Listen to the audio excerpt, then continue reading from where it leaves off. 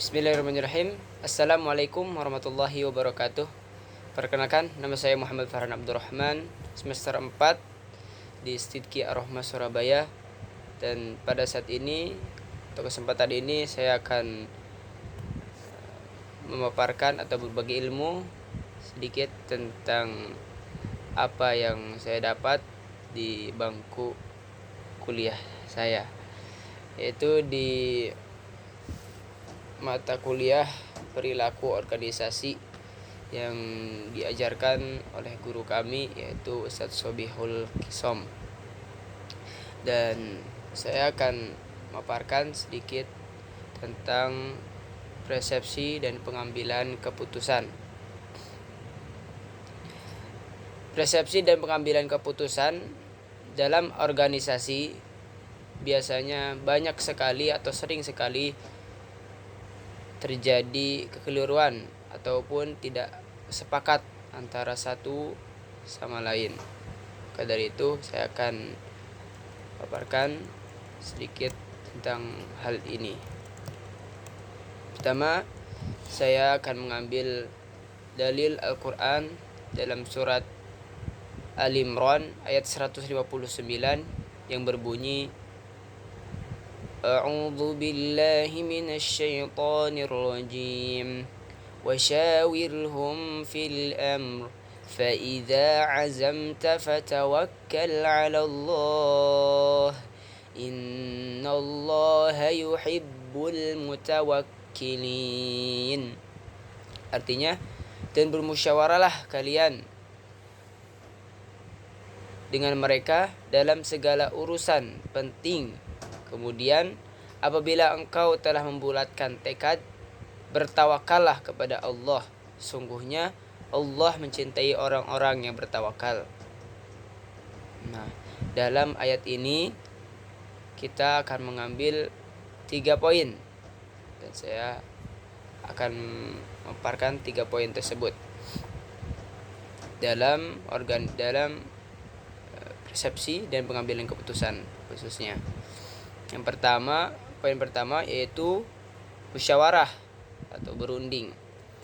Pentingnya untuk melakukan musyawarah dengan pihak-pihak terkait dalam mengambil keputusan, baik dalam urusan penting seperti peperangan maupun dalam urusan duniawi lainnya seperti politik, ekonomi, dan kemasyarakatan.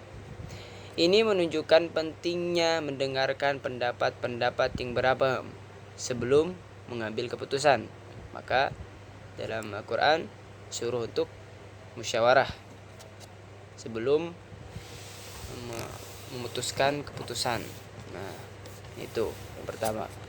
Yang kedua, poin kedua yaitu penetapan tekad. Jadi setelah melakukan musyawarah, setelah berembuk untuk mencari hasil atau mencari keputusan yang pas, maka dari itu harus membulatkan tekad. Penting karena dengan membulatkan tekad semua akan menjadi sepakat akan keputusan tersebut. Dan ini merupakan bahwa keputusan yang diambil haruslah didasarkan pada pertimbangan yang matang dan telah melalui proses musyawarah yang baik dan benar. Nah, jadi harus membulatkan tekad atau penetapan tekad kepada semua anggota, baik ketua maupun anggota sama. Kemudian yang poin ketiga yaitu kita sebagai orang Muslim, yaitu kita harus bertawakal kepada Allah Subhanahu wa taala, karena kita tahu bahwasanya Allah lah sebaik-baik pembuat rencana. Di Allah Maha segala sesuatu, dan hanya kepadalah kita tawakal, pasrahkan kepada Allah Subhanahu wa taala.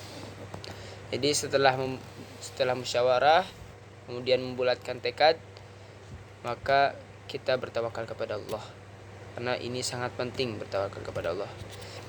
Dan ini berarti meletakkan kepercayaan dan ketergantungan penuh kepada Allah dalam melaksanakan segala urusan, baik dalam hal kesuksesan maupun kegagalan. Itu 3 poin yang bisa diambil dalam surat Al-Imran ayat 159. Yang kedua, yaitu saya akan mengambil hadis baginda sallallahu alaihi wasallam yang berbunyi, yaqulullahu ta'ala, ana 'inda dhanni 'abdi bi wa ana ma'ahu idza dzakarani fa inna dzakarani fi nafsihi dzakartuhu fi nafsi. Allah Ta'ala berfirman, aku tergantung persangkaan hamba kepadaku, aku bersamanya kalau dia mengingatku. Hadis riwayat Bukhari. Dalam hadis ini kita mengambil 2 poin. Yang pertama, ketergantungan pada persangkaan positif. Jadi kita harus positive thinking pada keputusan atau pendapat seseorang tersebut dengan cara positive thinking dulu, husnudzon dulu kepada orang tersebut. Jadi prinsip ini dapat diinterpretasikan sebagai pentingnya membangun persangkaan positif. Jadi nggak hanya negatif terus kepada seorang karena sering melakukan salah, sering melakukan kejelekan. Maka kita harus positive thinking dulu, karena dalam hadis ini kita harus bersangka kepada Allah dengan hal-hal yang baik. Kemudian poin kedua, yaitu keberadaan dalam pengingat. Seperti dalam hadis, kehadiran Allah diakses melalui pengingatannya dalam konteks organisasi. Hal ini dapat dipahami sebagai pentingnya mengingat tujuan, nilai-nilai, dan visi organisasi dalam setiap interaksi dan keputusan yang diambil oleh anggota tim. Dengan terus mengingat dan berpegang teguh pada identitas dan misi organisasi, anggota tim dapat terus bergerak maju dengan arah yang jelas. Itu 2 poin yang bisa diambil dalam hadis Bukhari.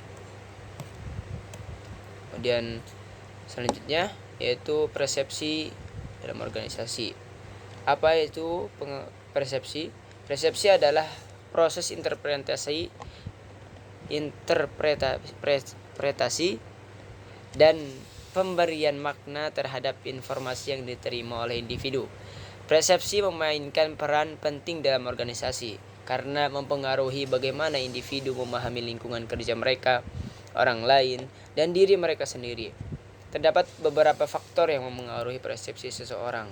Nah, saya akan membabarkan faktor-faktor kesalahan persepsi. Nah, di sini yang sering banyak kesalahan terhadap persepsi. Yang pertama yaitu pengalaman sebelumnya. Karena pengalaman masa lalu seseorang dapat mempengaruhi cara mereka mempersepsikan suatu saat ini. Dan yang kedua, faktor kultural. Jadi karena budaya, nilai-nilai, dan norma-norma sosial dari kelompok atau masyarakat tempat individu berada dapat mengaruhi persepsi mereka. Kemudian yang ketiga, motivasi. Motivasi individu juga dapat mempengaruhi persepsi mereka. Individu cenderung mempersepsikan informasi yang sesuai dengan tujuan dan kebutuhan mereka. Dan yang keempat, kondisi emosional. Nah, ini emosional seseorang seperti kegembiraan, kecemasan, atau kemarahan dapat mempengaruhi cara mereka mempersepsikan situasi. Tuh, karena banyak sekali dalam kondisi emosional ini yang terjadi dalam organisasi, dalam persepsi ini. Kemudian pengambilan keputusan organisasi. Pengambilan keputusan adalah proses memilih di antara berbagai alternatif yang tersedia. Proses ini merupakan bagian integral dari manajemen organisasi dan dapat memiliki implikasi dari implikasi yang signifikan bagi kinerja dan kesuksesan organisasi. Jadi terdapat beberapa model pembuatan keputusan yang digunakan dalam konteks organisasi. Jadi banyak model-modelnya dan saya akan paparkan model-model organisasi, model-model pembuatan atau pengambilan keputusan. Yang pertama yaitu model rasional. Model rasional yaitu bergantung pada sejumlah asumsi. Jadi termasuk bahwa pembuat keputusan memiliki informasi yang lengkap, mampu mengidentifikasi semua pilihan yang relevan dalam cara yang tidak bias dan memilih opsi dengan utilitas tertinggi. Tetapi dalam dunia nyata kebanyakan keputusan tidak menggunakan mode rasional. Di berikut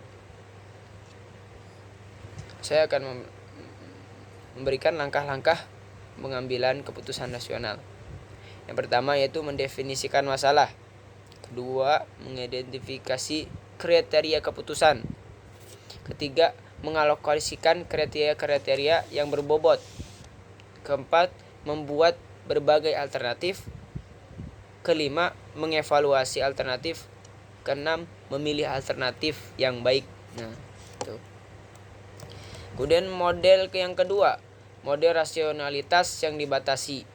Nah, karena otak manusia tidak bisa mengolah dan menyelesaikan masalah yang kompleks dengan rasionalitas penuh, maka kita menggunakan bounded atau rationality, yaitu suatu proses dalam pembuatan keputusan dengan menggunakan model yang sederhana, lalu kemudian disaring sehingga nantinya menjadi mudah untuk dipahami. Jadi sederhana untuk melakukan model rasionalitas yang dibatasi ini. Kemudian model yang ketiga yaitu model intuitif. Nah, model ini sebuah proses bawah sadar yang berasal dari pengalaman yang disaring, dan proses ini tidak selalu terlepas dari analisis rasional. Keduanya saling melengkapi, dan yang terpenting intuisi bisa menjadi suatu kekuatan yang sangat kuat dalam pembuatan keputusan.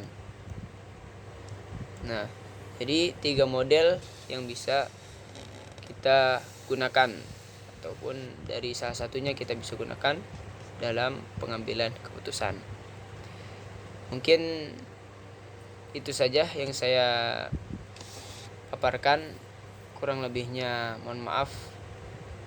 Wabillahi taufiq wal hidayah. Wassalamualaikum warahmatullahi wabarakatuh.